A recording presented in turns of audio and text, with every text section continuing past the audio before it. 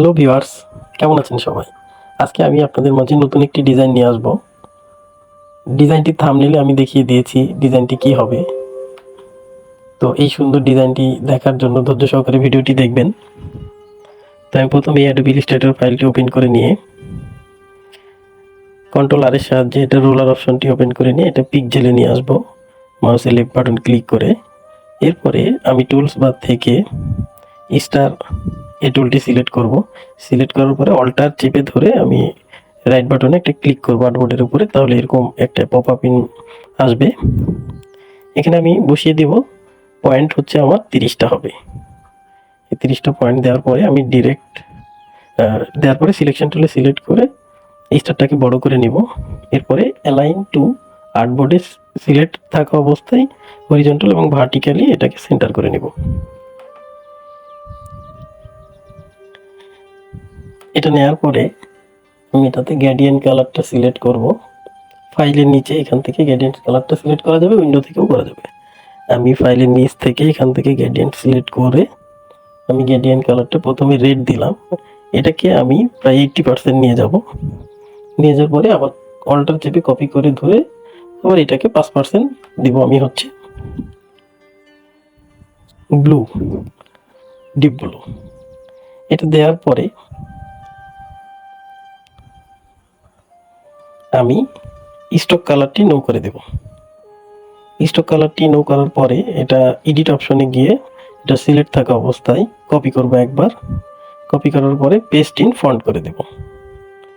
Paste in font করার পরে shift alter চেপে ধরে এটাকে ড্র্যাগ করে ছোট করে নিব। ঠিক একটি ফুলের মাঝে যেমন পয়েন্ট থাকে ঠিক সেরকম একটা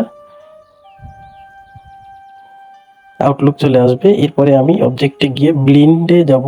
এটা শর্টকাট কি হচ্ছে কন্ট্রোল অল্টার বি। আমি অবজেক্টে গিয়ে ব্লিন্ডে গিয়ে মেক করে দিলাম।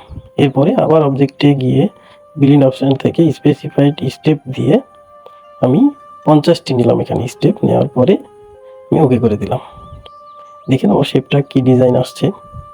আস্তে আস্তে মনে হচ্ছে যে আমরা প্রায় কাছাকাছি চলে আসছি ডিজাইনের। এরপরে আমি ইফেক্ট দিব এটার উপরে। ইফেক্টে যাওয়ার পরে ডিস্টর্ট অ্যান্ড ট্রান্সফর্ম নামে এই অপশনে মাউসের কার্সর নিয়ে যাওয়ার পরে টুইক নামে অপশনে আমি ক্লিক করে দেব। দেওয়ার পরে এরকম একটি পপ আপ আসবে।